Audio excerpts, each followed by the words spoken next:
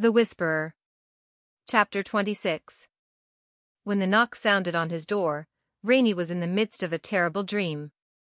He had written down his letters to Miss Paramall, and Jackson, having found the letters on the desk, was pounding them with his fist. Bang! Bang! Bang! "We've got you," he cried with a wicked laugh. "Don't worry, you won't be punished. It's the waiting room for you. What fun you'll have there.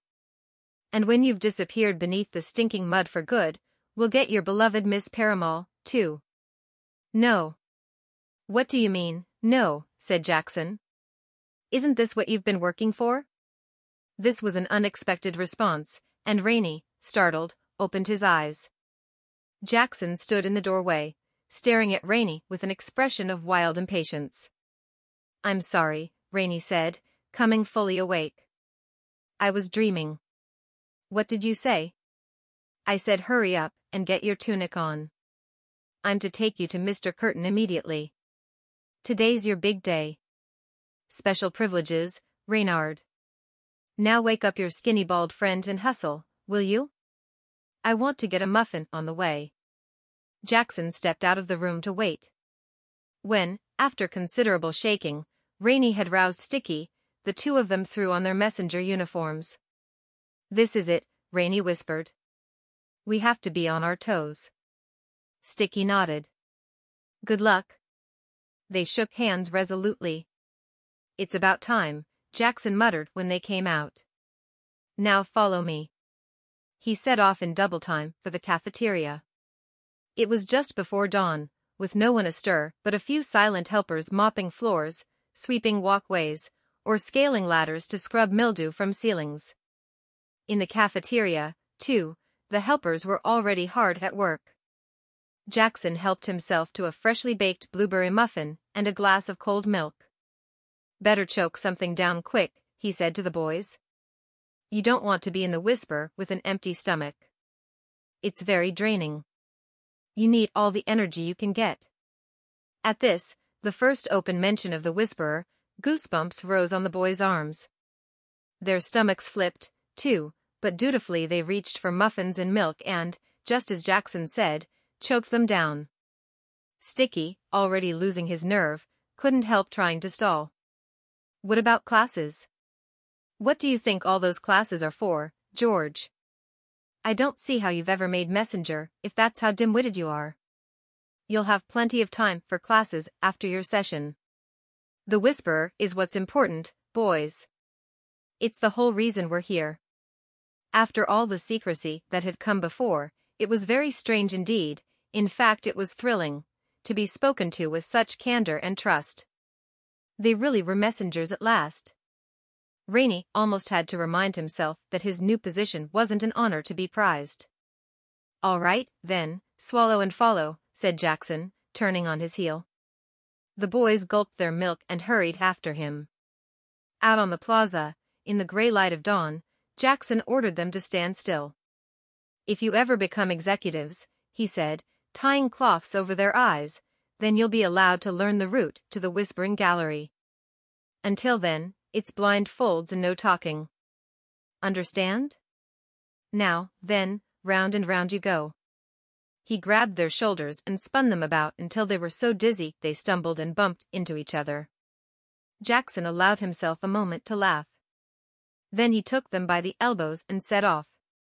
They were marched across the plaza, down a walkway, and finally over a patch of grass. Then came a sort of scuffing, thumping noise. It sounded like Jackson kicking something out of the way with his boot, and the boys were led inside. They went down a short passage, then up some winding stone steps. And then more winding steps.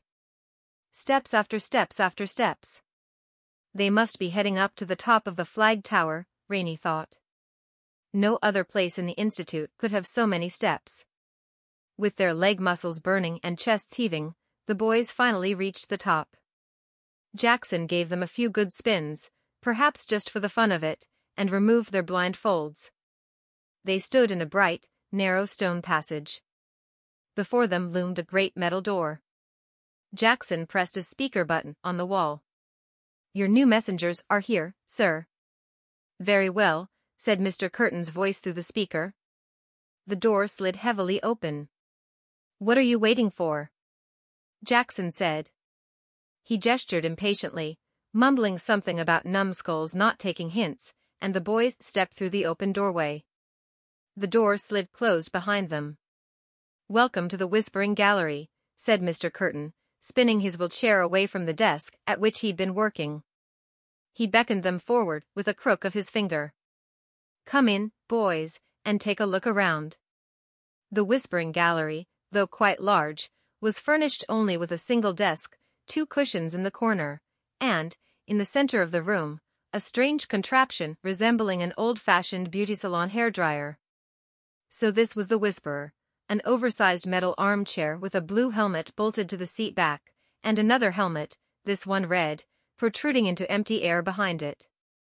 It looked surprisingly simple, no running lights, computer screens, or whirring gizmos, and indeed, considering its purpose, the entire room seemed simple.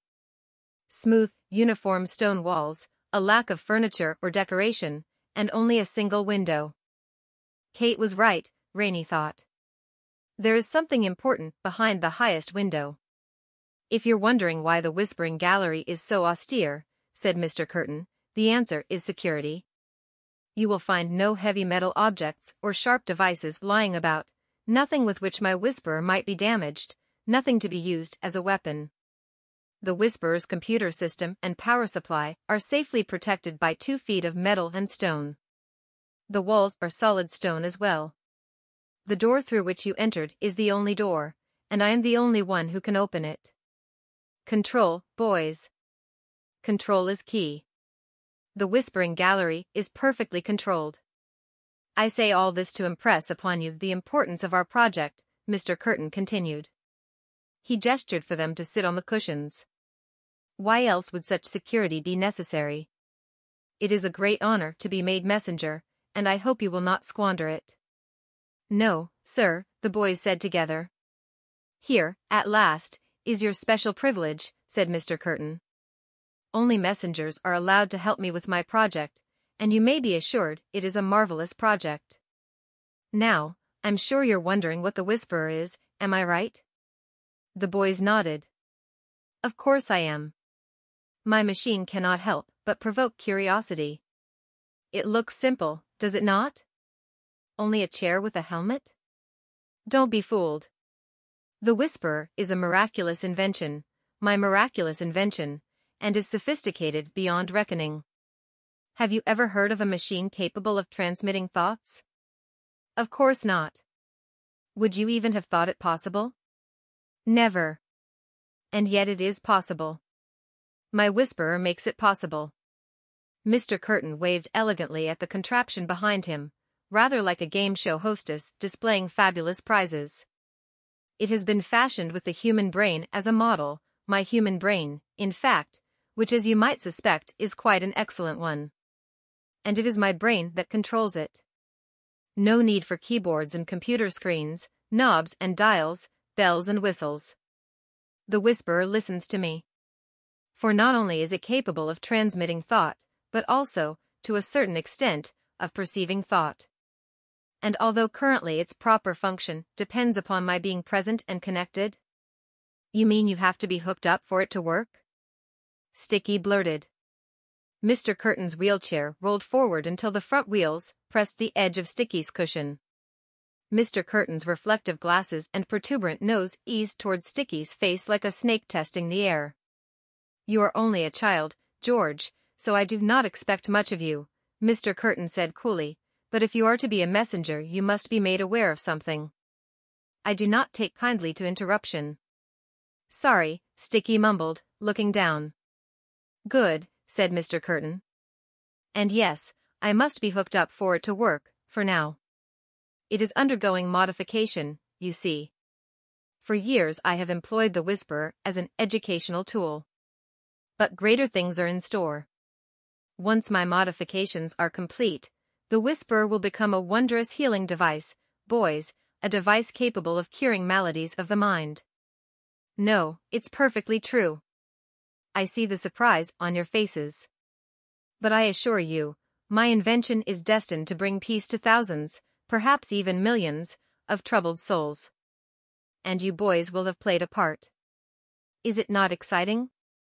As if to demonstrate his excitement, Mr. Curtin shot backward in his wheelchair at breakneck speed, screeching to a stop beside his desk. His entire life must feel like an amusement park ride, Rainey thought. A moment later he had shot back over to the boys with a brown package in his hands. "What you are wondering now," Mr. Curtin said, "is how messengers play a part. The answer is this: the Whisperer requires the assistance of unsophisticated minds. Children's minds. You see, though my machine is stunningly complex, its mental processes still pale in comparison to my own. For the Whisperer to do, well, certain things I wish it to do, I will not waste time explaining details you cannot comprehend. My thoughts must first pass through a less sophisticated mind. This is where my messengers come in. Now, do not be daunted," Mr. Curtin went on. "It's an easy matter. When you occupy the seat, the Whisperer directs you to think certain phrases. It whispers to you, do you see? And when you think these phrases, the Whisperer's transmitters do the rest. Your function is that of a filter. My thoughts, once they pass through your minds, are more easily processed. Do you understand what I mean by this? They go down easier," Rainey said. "Like candy rather than medicine." "Precisely," said Mr. Curtin, seeming pleased. "But the thoughts will be medicine, make no doubt of that. One day soon they will be medicine for countless minds. For now, our project consists of inputting data. Which is to say, we are filling the Whisperer's computer bank with necessary information." So this was the explanation Mr. Curtin gave his messengers: inputting data. They weren't even told they were actually sending messages, that they themselves were whispering to others. Mr. Curtin had laced his fingers together atop the brown package in his lap and was looking at the boys expectantly. With a hint of impatience, he said, "And now for your questions." The boys got the distinct feeling that if they didn't have questions, he would be most displeased. Sticky, trying to do his part, cleared his throat and squeaked, What is that package for?" "Excellent question, George," cried Mr. Curtin, which clearly meant it was the question he had wanted to be asked. "The package is for demonstration purposes." He held up the box. "Tell me, how many things do I hold in my hand?" "One," Sticky replied. Mr. Curtin looked at Rainey. "Is that your answer, too, Reynard?" "I hold one thing in my hand?" There must be something inside the box, Rainey thought. But he sensed this was not a time Mr. Curtin wished to be impressed. Rather, Mr. Curtin wanted to surprise the boys for demonstration purposes, and so Rainey replied, "It certainly looks like one thing." "Huh!" Mr. Curtin cried, seeming quite pleased indeed. "And yet observe." He turned the package upside down, and out of it spilled hundreds of little pieces of paper. "One package, yes, but one package may contain many things, do you see? Now clean up these paper scraps. I despise a messy floor." As the boys scrambled to pick up the paper, Mr. Curtin continued, "What do I do if I wish to transmit an enormous amount of information in a short space of time? Do you think I can sit in my Whisperer every minute, every hour of the day, dictating to my messengers? Hardly. There is work to be done, modifications to be made, an institute to run, plans to be implemented. And so how do I accomplish the inputting of all this data? Packaging, boys. I transmit packages, and every package contains an incredible amount of information." Rainey and Sticky finished cleaning up and sank onto the cushions again. "I am going to say something to you now," said Mr. Curtin. "One phrase only. But I want you to pay attention to what happens in your minds when I say it. Are you ready?" The boys nodded. "Poison apples, poison worms." The boys blinked, startled, for in a single moment an entire lesson, an entire class period of listening to Jillson drone on and on about bad government, had blossomed in their heads. Mr. Curtin was smiling. "One package, many thoughts. If you have mastered the material, Then the proper phrase will conjure it, like the magic words that coax a genie from a bottle. Do you see? In fact, the boys understood much more than Mr. Curtin realized.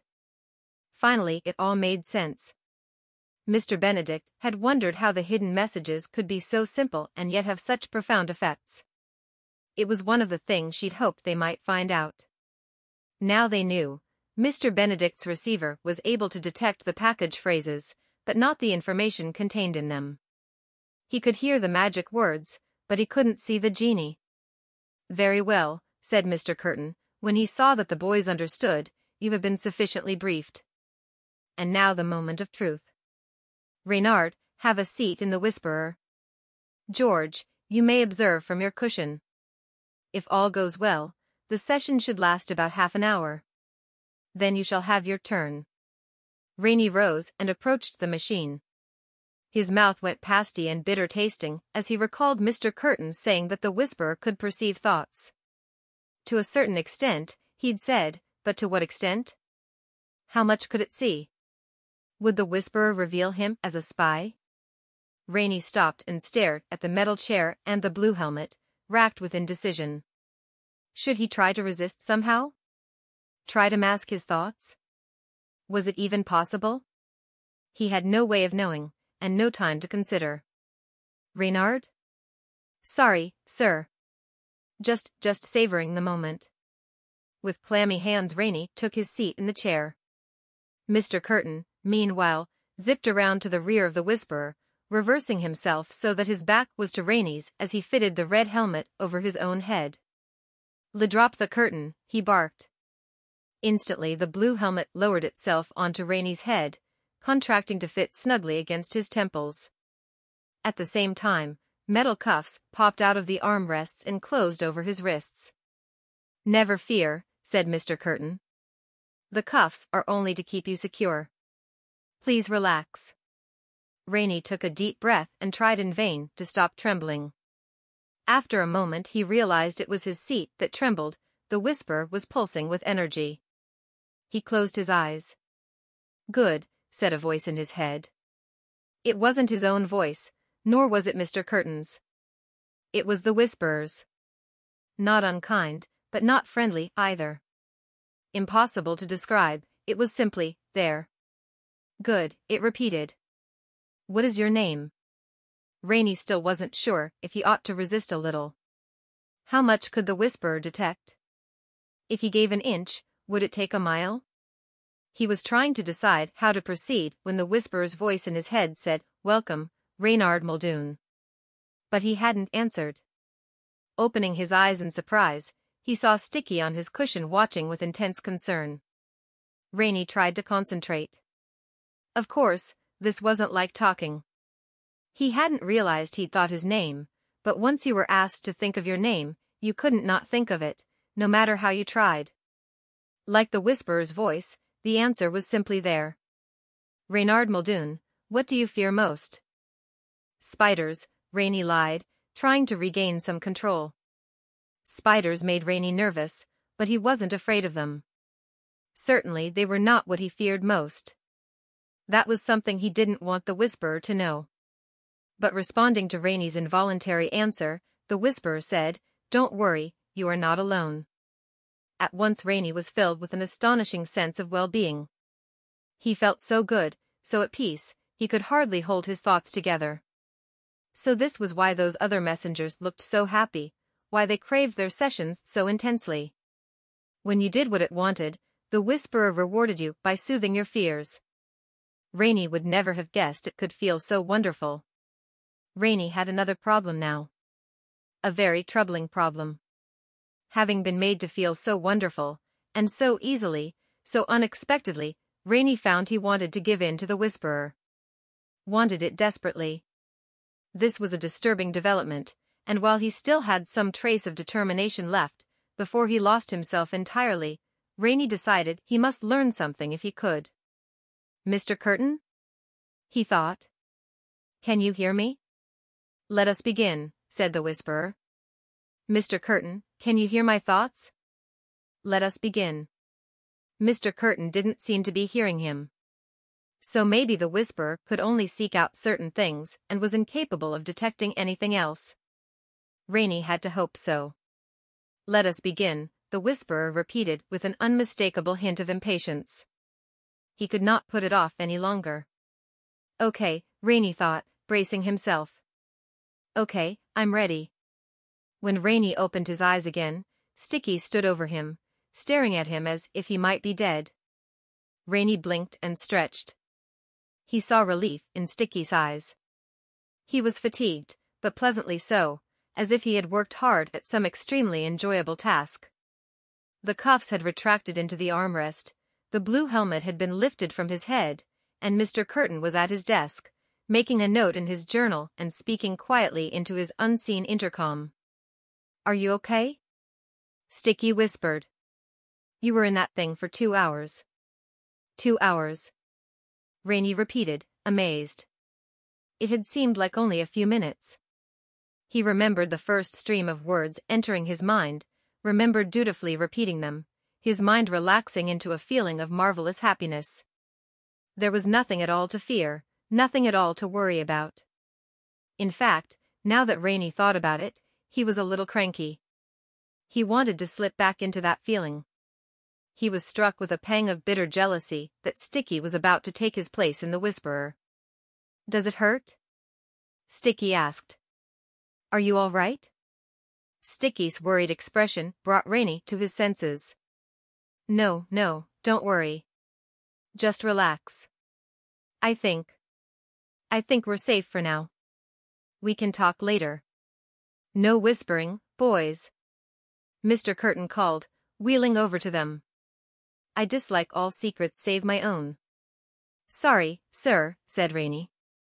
"I was only telling him not to worry, that it doesn't hurt." Mr. Curtin laughed his screechy laugh.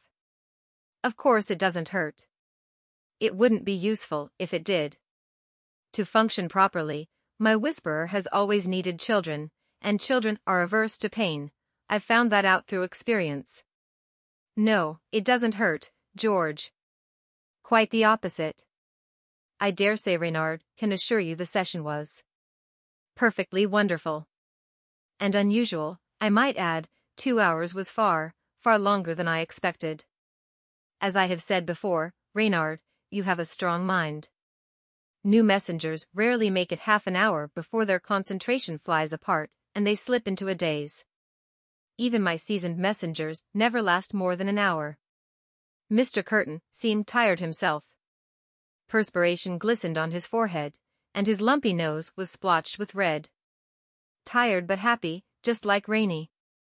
"I am very pleased, Reynard. Very pleased, indeed. I believe we have more to discuss now. And if George's session goes even half so well, our discussion will include him, too.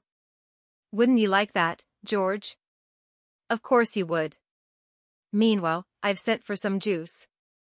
Using the Whisperer calls for frequent refreshment. Rainey rose shakily from the seat. His mind kept returning to the phrases he'd been compelled to think. Brush your teeth and kill the germs. Poison apples, poison worms. The missing aren't missing, they're only departed. And with each phrase came the memory of the pleasure he'd been given by thinking it. He wanted to sit back down, go straight into another session. Rainey shook his head. He couldn't believe how strongly the Whisperer took hold of you. Also how much it took out of you. He felt so weak he stumbled over to a cushion and collapsed upon it. Sticky followed and hovered over him, wanting to help somehow, not knowing what to do. Mr. Curtin, meanwhile, had pressed a button on his chair, and the Whispering Gallery's metal door was sliding open. Jilson the executive entered with a plastic jug and paper cups. "Anything else, sir?" Jilson eyed the boys with grudging approval. She held an esteem for messengers she didn't have for other students. "That will be all, Jilson," Mr. Curtin replied. Jilson went out, and Mr. Curtin poured the juice. Plastic jug and paper cups. No glass. Mr. Curtin was indeed careful. But even if they'd had a heavy glass bottle, something hard to conk him over the head with, what then? The Whisperer's computer circuitry was safely hidden beneath the stone floor, its chair and helmets made of strong metal.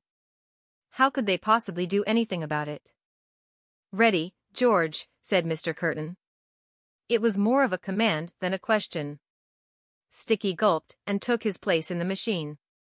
Once again Mr. Curtin fitted the red helmet over his head and growled, "Drop the curtain."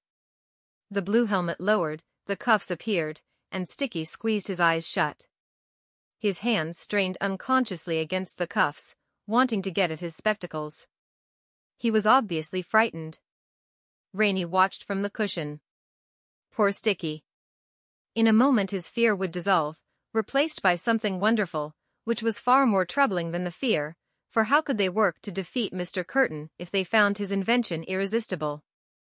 Even now, free of the Whisperer's metallic grip, Rainey found himself longing for that sensation of perfect security, of not being alone.